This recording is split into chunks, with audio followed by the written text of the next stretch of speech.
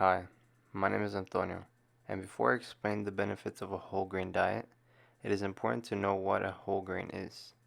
A whole grain is made up by three parts, which are the germ, endosperm, and bran. There are different types of whole grains, such as wheat, barley, rye, corn, oats, and many more, with all kinds of vitamins and nutrients. The health benefits of a whole grain diet are lowering the risk of cardiovascular disease, obesity, type 2 diabetes, inflammation, and cancer.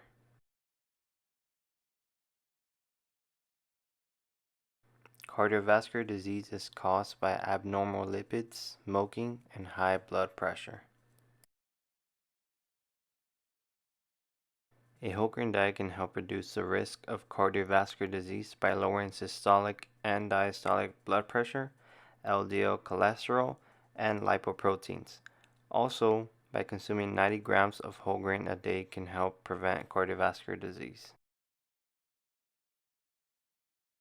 Obesity is an unbalance between height and weight. There are other factors such as inflammation and an excess in adipose tissue.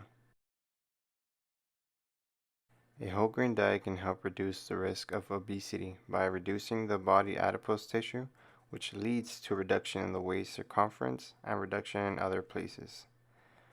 Whole grain can also promote appetite suppressing hormones such as peptide, YY, short chain fatty acids, and glucagon like peptide 1.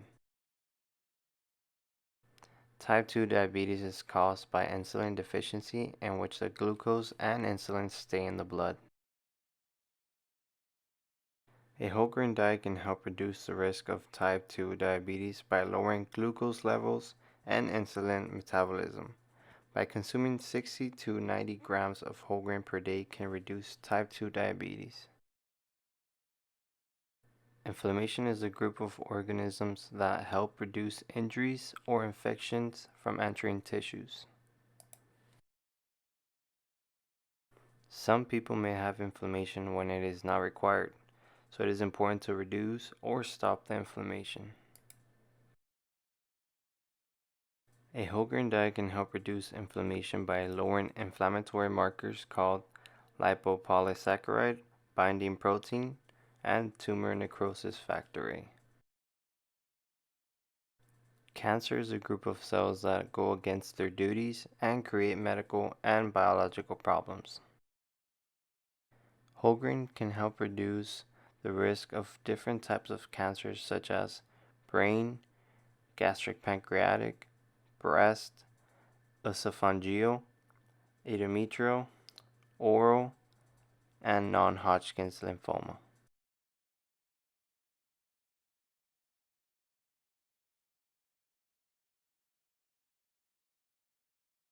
Cardiovascular disease, inflammation, obesity, type 2 diabetes, and cancer can all be fixed or reduced with modern day medicine. However, they leave unwanted side effects. On the other hand, whole grain can do similar results but without leaving the side effects. All right. Hey there, everybody. My name is Mr. Gonzalez, Mr. Arthur Gonzalez. I am a food science teacher over at Los Fresnos High School, and I've been teaching food science for about, I want to say about 4 years now. It's kind of hard to tell the time because of the pandemic. Oh, yeah. Yeah, but yeah, I'm a food science teacher here at Los Fresnos High School. Awesome, sir. So, the three questions I'm going to ask, the first question is going to be in your experience, what are some ways you have incorporated whole grains into your diet? Yeah, so I took whole grains. It's sort of hard to incorporate whole grains in your diet through like natural food sources, just because of convenience. Right. You know, I try to cook as often as I can, but I won't lie, I go out to eat and I order food a whole lot. Yeah.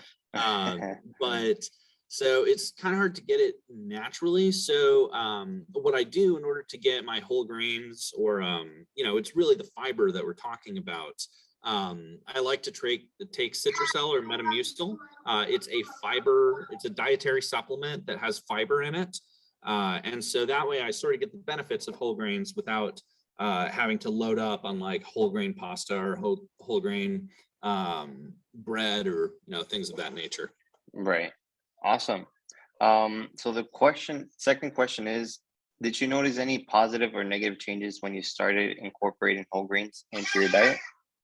Yeah, so it's a little bit crass and a little bit gross, but I still think it's relevant. I did notice that my bowel movements Oh, yeah. were much improved. Sorry,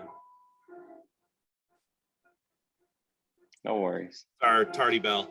Uh, yeah, so going to the bathroom, number two, it was a lot easier. I generally had to spend less time in the bathroom and Right. it was less messy. Oh, So yeah. there is that. Another thing that I noticed was that my energy levels were more consistent. Right. Part of what this does is that whenever you have more fiber in your diet, it's able to sort of balance out the glucose so that the glucose levels in your blood so that you don't get this spike right away and get Right. super tired. Um, so I did notice that my energy levels were a lot more consistent. I also did notice a little bit more gas, Oh, just yeah. because fiber is indigestible, and it generally happens, but your body gets used to it over time. Right. Yeah. Awesome. So the third question is, as a food science teacher, would you recommend the school lunch program to increase the percentage of whole grains in the student meals? Absolutely. And I think they do that as much as they can. Most of the wheat products are like whole wheat, the kind of pizzas, usually whole wheat as well.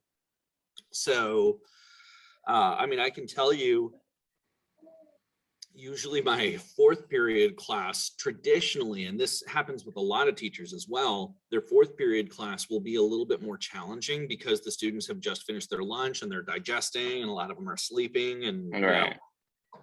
because there isn't a whole lot of whole grains in their diet, they're getting an insulin spike, Oh, which yeah. is going to cause them to be a little bit more lethargic and just not quite as primed for learning. So as an educator, I would totally support school lunches incorporating more whole grains into their diet. But that being said, I do realize that whole grains break down. Whole grains are not necessarily the easiest thing to incorporate into your diets.